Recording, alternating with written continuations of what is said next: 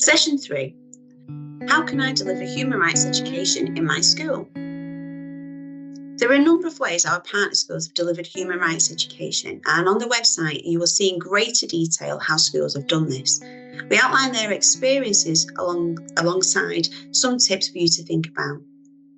Now, we know that some schools may do drop-down sessions, and it may be that actually you have a day where it's a Skills for Life day or a curriculum enrichment day, and you may be thinking that actually a drop-down day is a really, really good way to deliver human rights education. Now, we understand that, but actually one of the difficulties that you will find if you choose to just deliver it, say, over a series of 6 sessions on a drop-down day, is that actually it is intended to build upon knowledge over a period of time. And because they are quite knowledge rich, some of the schemes of learning, you may find that it is not your best way to be able to do that. It may be difficult to deliver through that vehicle. There are some lessons that can be adapted as one-offs, but that's not the primary objective of the schemes of learning. In personal, social and health education in PSHE, some schools may dedicate specific time to PSHE within their school week. Others may deliver it in different ways, for example through form time, or it may be on a carousel. These schemes of learning can fit neatly into a period of time over a number of weeks. However, what we suggest that you do is think carefully, if you're going to do it through PSHE, about who's going to deliver it, what support and training they may need, what the culture for PSHE is within your setting, i.e. how valued is it in terms of the time given to it and the resources that you put into it, and whether you're going to pilot it with a year group or class.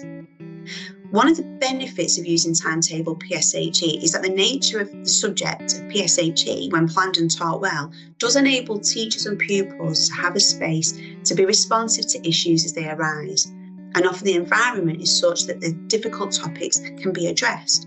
And that's why we know that certainly in the English system that these schemes of learning can fit quite nicely within your PSHE discrete lessons.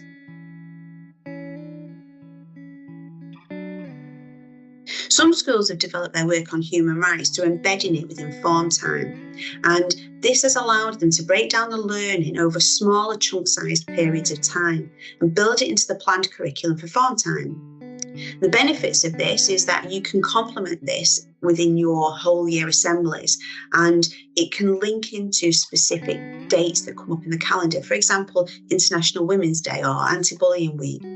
What it can also do, as well as when taught within form time, can provide a focus for the whole school community. As the material is quite heavily focused on literacy development, this can also support any Tier 2 vocabulary or reading that you are doing within your form time. Within the schemes of learning, there are opportunities for extended speaking and listening, extended writing and speaking and listening presentations. I think it's important to note that we're trying to stay away from PowerPoint presentations due to the nature of the learning potentially being diverted into choices that pupils make around different fonts and images rather than engaging with the substance of the material themselves. This does mean that if you are planning to deliver this work during a form time, you may need to amend the way that you capture the learning to fit the time available.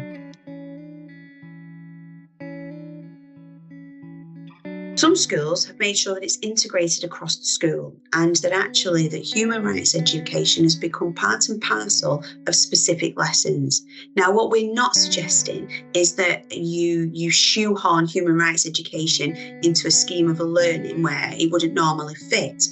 But what we are hoping is that some schools may take the examples of others and make sure that it becomes integrated within subject disciplines when it is appropriate. It might be, for example, referring to human rights in a scheme of work where appropriate, or anchoring difficult pastoral conversations in the articles of human rights to support children and young people in understanding their responsibilities towards others. What we will say is it takes time, and as with any whole-scale true culture change, for it to become truly embedded requires careful planning, regular quality checks, and ongoing training for your staff. We will share with you now the next series of videos which are about who you need to influence and how best to be able to train your staff.